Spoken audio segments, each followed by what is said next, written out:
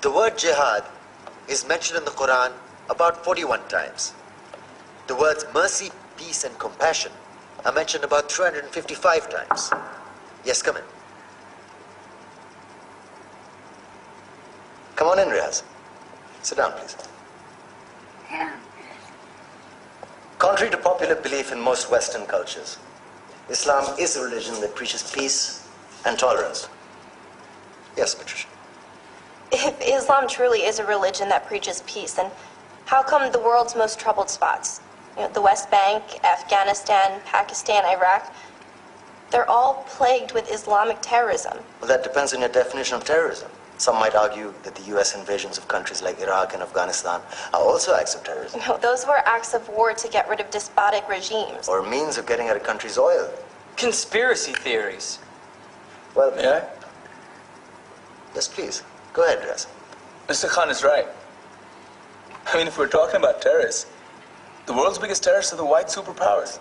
Come on now. No, really, stop and think about it. Explain 9/11. Okay. Do you know how many people died in the Twin Towers strike?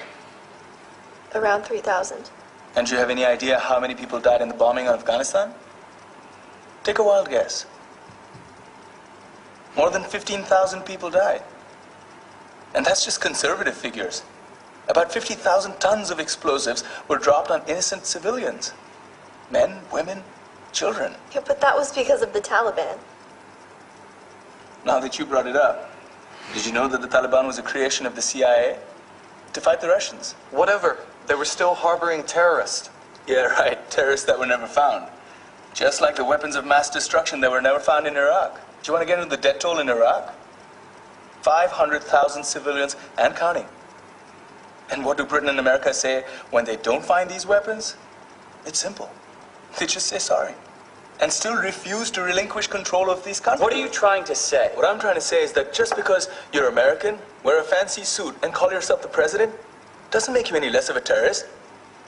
I'm saying that if you don't stop meddling in other people's countries, you will face a backlash. If Muslims like you feel that way, then why don't you get out of our country?